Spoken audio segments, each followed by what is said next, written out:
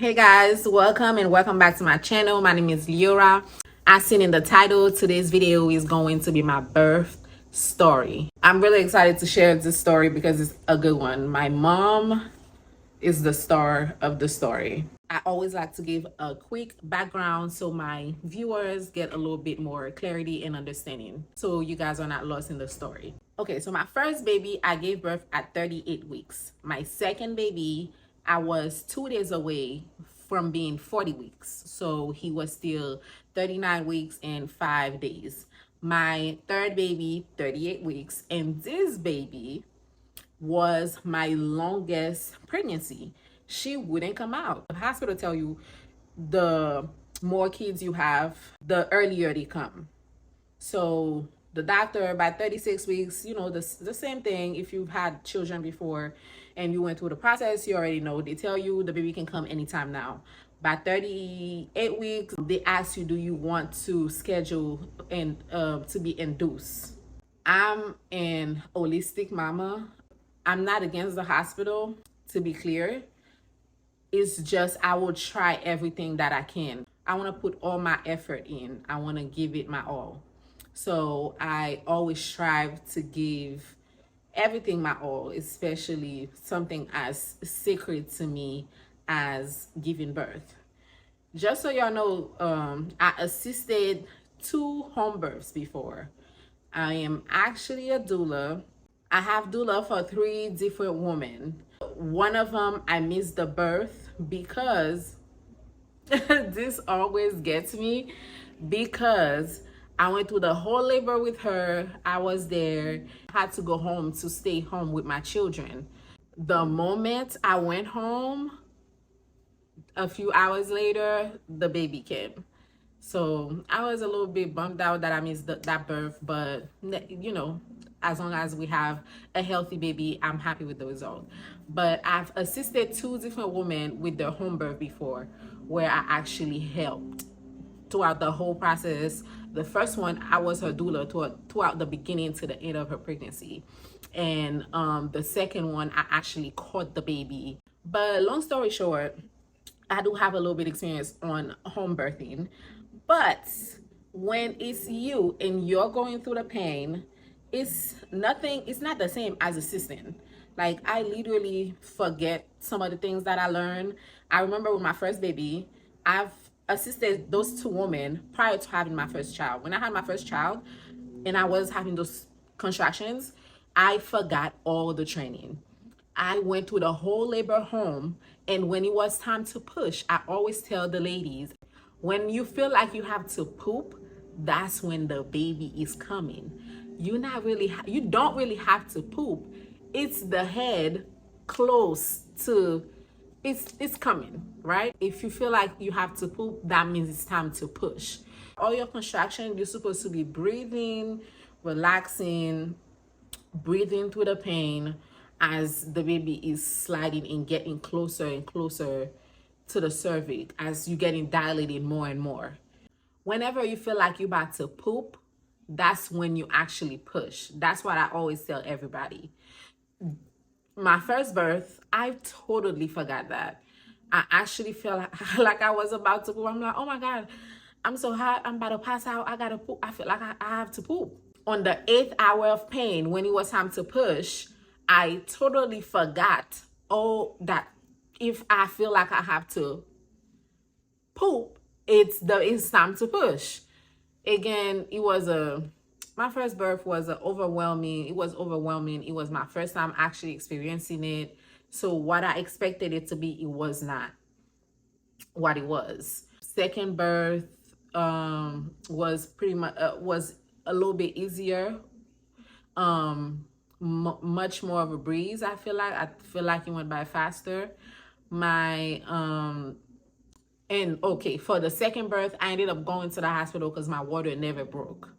So again, it was supposed to be a home birth, but keep in mind, I didn't have a doula.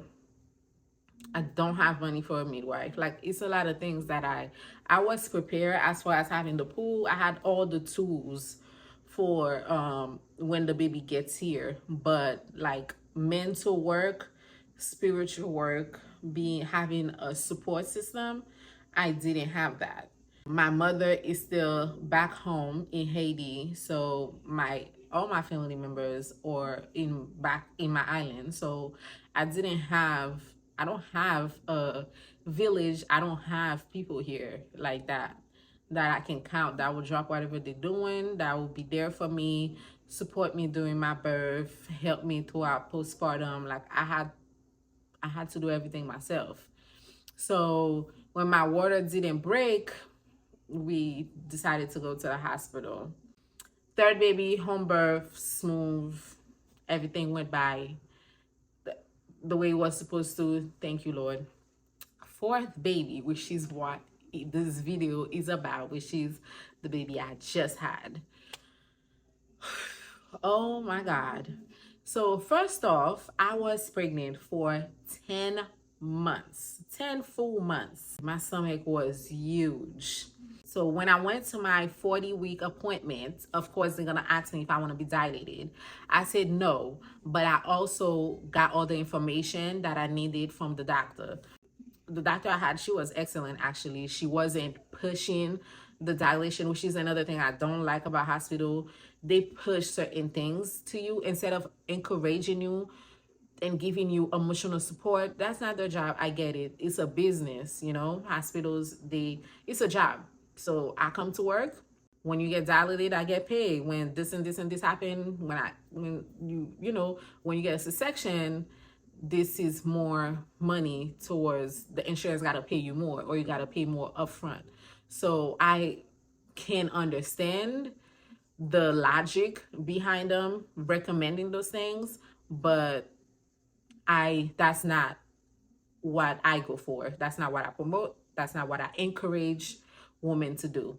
But when I talked to the doctor, I asked her, what does she recommend? She says if the baby doesn't come by 42 weeks, then she'll recommend that I get induced. That's the word. Sorry, I think I said dilated earlier, but I meant induced. She recommended that I get induced. So I say, and then I asked why, because I'm very informed. I need to know. I want to be able to trust doctors, especially with their history with Black women. I want to be able to know that you know your informations and that you have your best interest in heart for a human life, period. Because you guys took an oath to provide provide care for human beings. And if you're in the OBGYN field, then your oath is towards women, all women. So I want to feel comfortable. That's why I always ask questions, always. So when I asked, okay, so I said, okay, you recommend 42 weeks. I know some other doctors that I've talked to before, they want me to get induced. Like by 38 weeks, they're already asking you to get induced. This doctor actually, she doesn't force women to get induced before their time. Like the baby's gonna come when the baby's ready to come. So she said 42 weeks. So I asked her why. She said because at 42 weeks, this is when the baby is ready to start eating, and this is when they're also ready to start pooping. So you do not want, this is what she told me verbatim, you don't want the baby to poop in your sack because they're going to drink and eat the poop. Then if that happens, then the baby has to go to NICU so they can cleanse the poop out of their system. So that made total sense to me. I was like, okay, I understand. Some holistic women or people just don't want nothing to do with the hospital or against the hospital. What I'm against is lack of information, lack of empathy towards women, towards Black women, especially, and misinformation. So if you give me all the information and it makes sense, then I don't argue over it, then I just have to accept the reality of what you said. And I'm going to make a decision that's best for me and my family. That being said, that made total sense, perfect sense to me. And I actually was able to understand. It was new information. I was like, I love learning about stuff like this, especially because I love assisting women doing their birthing journey. So 41 weeks hit. I was doing all different things to try to get this baby out. I bought a bag of dates. I was eating dates. I tried the raspberry leaf tea. I tried pineapple juice, raw pineapple juice, raw cranberry juice. These things didn't work. I was watching all kinds of videos with women showing different things you can do. I didn't have a ball, so I wasn't able to do the little ball exercise, but I went on a walk. I ended up going up and down the stairs. I was doing different stretching and movement, trying to get my baby to come. Then 41 weeks hit, and she was still not coming. It was no sign of her coming. She was comfortable in there. I made a joke. And I was saying that she probably can hear her siblings, because my other 3 children, she probably hear all the fighting, all the yelling, all the commotion between the other 3 kids. And she said, I'm good. I'm gonna just take my time and stay in there. It's all cozy in there. I get all the nutrition that I need to grow. But 41 hit, I was like, baby girl, I do not want to get induced. I need you to come on. Let's go. So I was talking to her, sending good energy, good vibe towards her, reassuring her that it's okay to come. Like, you have your siblings here, you have your father here, you have your mother here, ready to shower you in love, and we ready for you. It's time to come and make your entrance to the world. During my 40 weeks appointment, we went to, when I went to the doctor, they put the little band around my belly and did the heartbeat monitor. I've never had to do that before because my other kids came on time.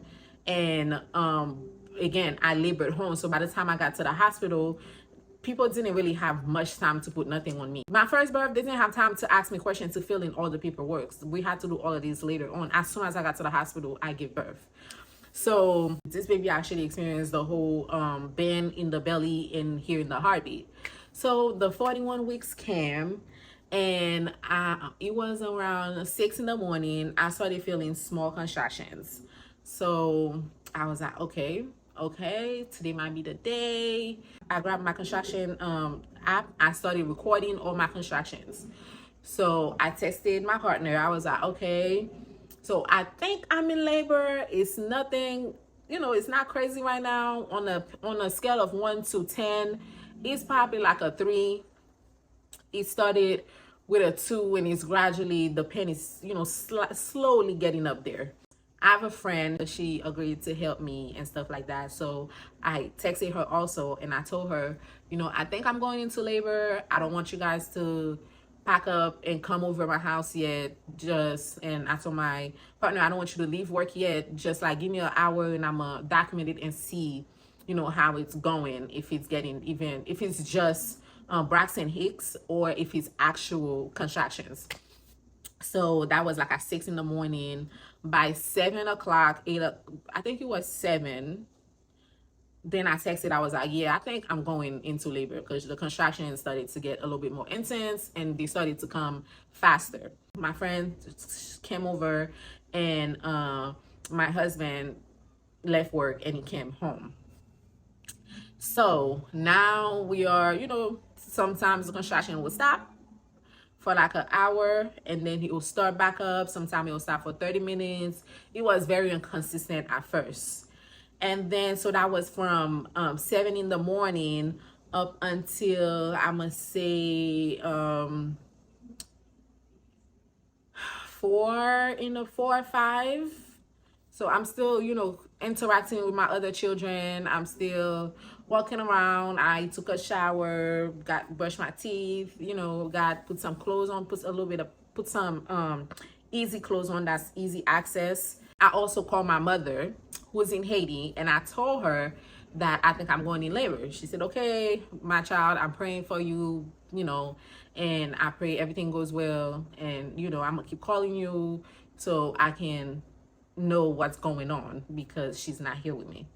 So then by like 4 p.m., I'm gonna say, or maybe 3 p.m., she called me to have some updates. So she told me, so what's going on? I told her, oh, nothing much. I'm still going through contractions. The pain is still like a 5. It's not bad. And I'm still having conversations. I'm chilling. And she said, boil a dozen eggs. I can't remember exact number, so I'm gonna say 9, but it's one of them numbers, 9, 10, or 12. So she said boil 9 eggs, and whenever the eggs is done boiling, the water you use to boil the eggs, let it cool down a little bit and drink that water, and the baby's gonna come in a minute. I said, huh? Mommy, how come this is my first time hearing about this? Why didn't you tell me to do that with the other 3 births, mommy? And then she said, I don't know what her answer was, but she said, yeah. I'm like, ma, that don't make sense. She said, yeah, I'm telling you, boil the 9 eggs and drink the boiled water, the boiled egg water. So I was like, at this point, I'm like, all right, I just don't want to waste people's time. Because what I didn't want to spend the whole day and it's still mild contraction, and it wasn't really she wasn't really coming today. So I was like, all right, we're going to try it. My mom told me to do it. I'm going to do it. I listened to my elders. So boil the 9 eggs. I told my friend to boil the 9 eggs. She did. And she gave me the water. She gave me 2 cups. It was the first mug, I drink the water. And then she gave me the second mug. Again, I drink the water. I'm still having conversation, and I'm recording whenever the contractions come. And then, so that was like around 3-4 p.m. My friend kept asking me, so, do you feel anything? And I'm like, nah, I feel fine. It's the same thing. The same shebang is going on. And then I'm going to say about an hour later, remember I said the pain was at a 5. From 5, it went from 5 to a 9 in an hour. Shoot up to a 9. So I'm in extreme amount of pain now. Now I'm like, I don't know if every mothers are like that. Some women are more quiet during pain or during labor. I'm a hummer. This is how I actually go through labor, and I scream. I'm screaming the pain away. So I don't know how to explain it. All the pain I'm feeling here, I'm taking it and then I push it out with my voice. So this is how I cope with labor. I'm not a quiet. I don't go to my labor quiet. Like I hum, and I gotta not yell. I scream. So I'm gonna try to show you the video. So I will post the video for you throughout the video. So from a 5 to a 9, y'all, I was like, all right, so today is the day. She's really coming. But then for like 3 hours straight, I mean, big pain. Like if it's by now it's a 10. 3 hours, by 3 hours for 3 hours, I'm gonna say 2. I don't have any recollection of time. So these are just my estimation based on what was going on around me. So I'm gonna say from 2 to 3 hours, the pain was at a 9 to 10. But when it reached a 10, it was back to back to back to back. Y'all know how it goes. So I'm on the bed.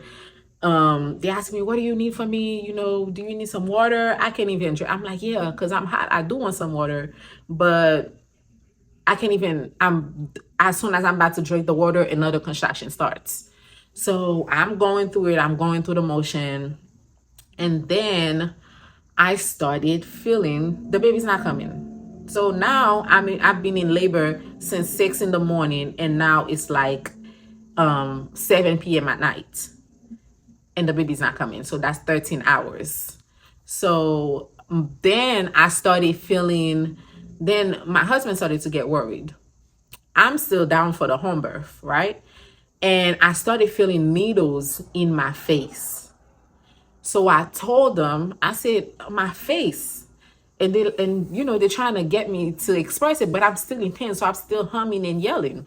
So I was like, my face is feeling weird. I feel hot in my face. It's poking. I didn't know how to actually express it. And then just walk out the room and call 911. And he was trying to keep his composure, but he said he was actually really scared because they tell you when your face start, he made research himself for the home birth. And he says when your face or your hands start tingling, it's a sign that you or the baby are losing oxygen. If the mother's losing oxygen, the baby is also losing oxygen. So he actually got terrified and called 911. And then my friend came, she's talking to my ears. She said, your husband just called 911. I need you to give it all you got. You got to push. You got to find it in you to push. And I know you wanted this home birth, and we're gonna do it. She's bigging me up. You're strong, you have so much strength, and you got this. This is your first time doing this. This is nothing to you. But those 3 hours of me going through that intense amount of pain, isn't gradually. It wasn't like 5 hours. The pain didn't go from a 5 to a 6 to a 7 to an 8. It went from a 5 to a 9.5 to a 9.5. So as she's talking to me, I'm going through like intense contractions. So every time I'm trying to push, I'm pushing and nothing is coming out. What was happening is all my energy was sucked up. I was getting drained. That's why my face started tingling and I started losing oxygen because the contraction was coming back to back. I didn't have a break to breathe. Usually a contraction comes, I have a minute to breathe in and out so I can catch my breath. The pain was so intense and so close to each other, seconds apart, that I had no time to catch a big deep breath. So every time it was time to push, I'm wasting a lot of my energy pushing, and I'm not breathing as much because I'm drained, right? So when the ambulance came, they asked me questions. I can barely answer the questions. So they say, we're going. So I'm in the ambulance and I felt like I had to poop. So you know what that means. That means the baby's coming. So I literally am pushing. I'm telling that the ambulance, I'm like, the baby's about to come. But I'm feeling like, I don't feel fainted. Like I'm not consciously there. I'm fully there. I'm feeling drained. Like I can't find it. I just felt like, oh my God, I couldn't find it to do that big push. And I'm sitting here thinking like, oh my God, why is this giving me such a hard time? Then I started to think, this is all in my head. Oh my Lord, they're about to cut me because the baby is not coming. I'm sitting here thinking, what do I have to do? I don't have the energy to push. I'm pushing, but nothing is coming out. So then I started to get a little bit scared that they might cut me because I didn't want to be cut. I wanted to do this. I know I could do it. My baby was right there. So as soon as I got to the hospital, check my cervix. You 10 centimeter dilated. You need to push. And another thing too, when I'm giving birth, I actually like silence a lot of times so I can yell out my pain. And like I said, those 2 to 3 hours I was yelling, I lost a lot of oxygen, a lot of energy. So when I got to the hospital, they're telling me to push, and the doctor's telling me you cannot waste the contractions. Every time you feel a contraction, you have to push. That was another thing too. When I was home, it was the same thing. Every time I felt the contractions, I had to push. So if my pain went from a 5 to a 9, then for 2 hours straight, I'm at intense pain and and the contractions are coming back to back to back to back. I don't get a break. I just have to, so all these contractions, I'm pushing. because I'm not even having time to catch my breath. So I'm at the hospital, they're telling me the same thing. Push, push, push. You cannot waste the contractions. Then one contraction, I was like, look, I gathered myself to say it. I'm saying it in my head. I have to stop pushing so I can catch my breath and gather some energy so I can give it my all in the next push. And then she said, yeah, but you cannot be wasting the contractions. And I can see it in the doctor's face. The next thing was she was going to tell me after, if the baby didn't come in those 2 minutes, she was going to, the next thing was, I'm getting a C-section.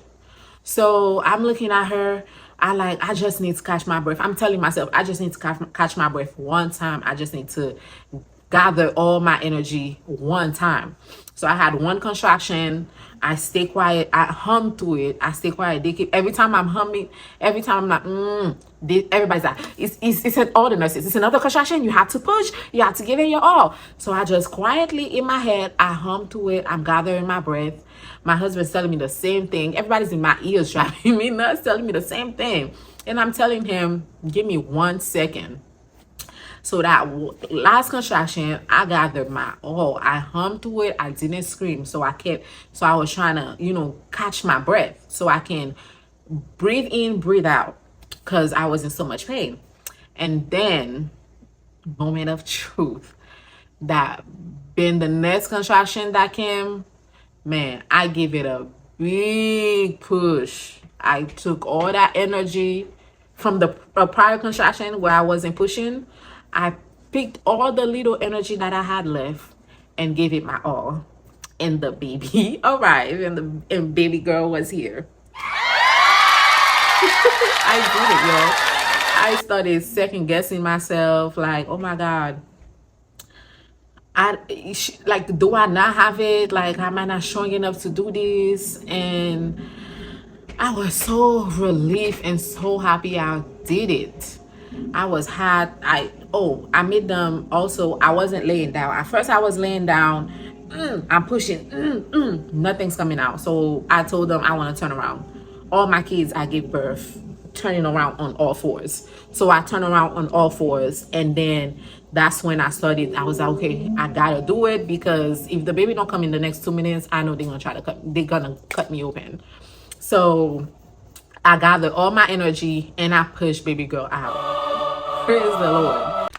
And then that baby was almost 9 pounds. 9 pounds, y'all. My first baby was 6.9 pounds. My second baby was 7.2 pounds. My third baby was 6.2 pounds.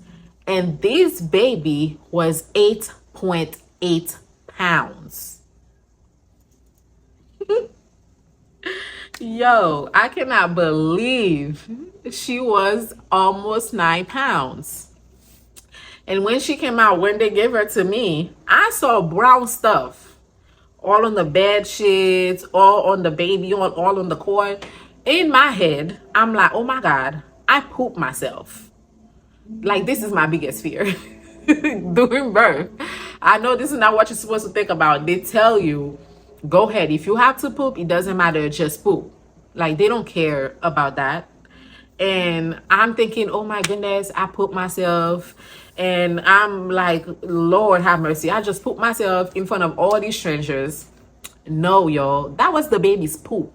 I forgot to say this. When I got to the hospital, first of all, my water never broke throughout this whole process. I forgot to mention that. So I'm going through all of this without my water breaking. Soon as I got to the hospital, I lay on the bed. The first thing they did is they took a long pick and they poked my water out. And then it was time to push. So when I saw the brown thing, I'm thinking I poop. Whole time it was the baby. And so then it brought me back to what the doctor said. Thank all praises the baby came out, because if she had stayed an extra day in my womb, she would have done exactly what the doctor and I discussed. She would have pooped in the sack, and she would have been in there eating her own poop in the sack, because she's just drinking and eating the fluids now, because she's big enough to start doing that motion.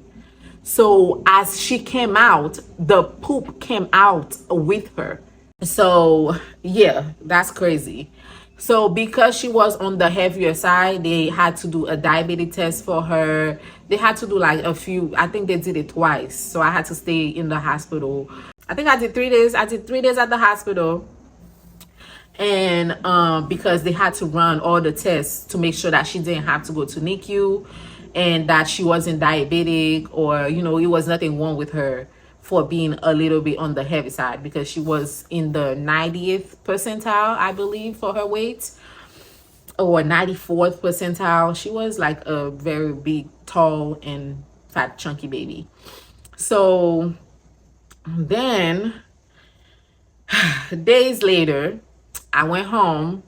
Then I'm on the phone with my mom, and so I'm like, mommy, the egg thing didn't work. Like, where did you get this thing? Because you said after I drank that, the baby was gonna slide right out. She said, yeah, that's why you was in so much pain, because while I was going through labor, she actually called me and I couldn't even talk to her. She said, yeah, that's what the egg water does. It intensify your contractions, so your cervix can open up faster, so you can give birth faster. I said, what? You did not tell me that. Why would I want to go through? Why would I want to be more pain? I'm on the phone in disbelief. Like, my mom set me up, yo. I know that wasn't her intention. I know that's not what she was trying to do. I know my mommy just wanted me to actually, she's not here, and she just wanted me to have a faster labor. But she did not mention that it was going to intensify my contractions. That's why you went from then it made sense, like light bulb click. That's why you went from a 5 to a 9, because it skipped steps and then went straight into opening my cervix so the baby can come out. So I was like, oh my God, why didn't you tell me that? I wish I was like more mentally prepared, or I knew that information. So I had a choice to either drink it or not. I probably would have still drank it because I trust my mother. But, I just wish I knew that little small information. She totally forgot to tell me that the boiled egg water was gonna do all that damage, because that was my most painful birth, and that was my biggest baby. So, and I pushed the baby out and I had no tear. This is actually a very fun story. I'm actually excited to tell my daughter her birth, how she got here in her birth story. And I'm telling you, I believe that was the Most High. That's why she came that day. That was all God, because if she had stayed in my belly a day longer, I believe my baby would have pooped in the sack. And that would have been a whole disaster. Then I would have definitely have to get a C-section. My baby would have been in NICU, and just unnecessary things. But long story short, she passed all her tests at the hospital. Very healthy baby, beautiful baby, and she's fully breastfed. And yeah, I just wanted to share this story because I thought the whole boiled egg water was hilarious to me. So recently I'm sitting and I was like, I'm talking to somebody about this, I'm telling somebody about how I got set up with the boiled egg water. And I was like, let me see if this is like a Haitian myth or like a Caribbean myth, or if this is like a thing. And I Googled it, y'all. And it's a thing. It's not like a scientifically proven thing, but it's something that is a cultural thing. So I know in other cultures, in other people believe so, and it's the actual thing. I couldn't believe it. But thank y'all so much for watching the whole video. I have more videos coming every week. I will be dropping a new video. I also want to shout out all my new subscribers. Thank you, subbies. My goal is to produce like more content, better content. I'm getting better every day at creating content, editing, and everything. I coming out being a creative coming up with ideas, editing, and the whole shebangs. So thank you so much for tuning in. I will see you guys in the next video. Bye.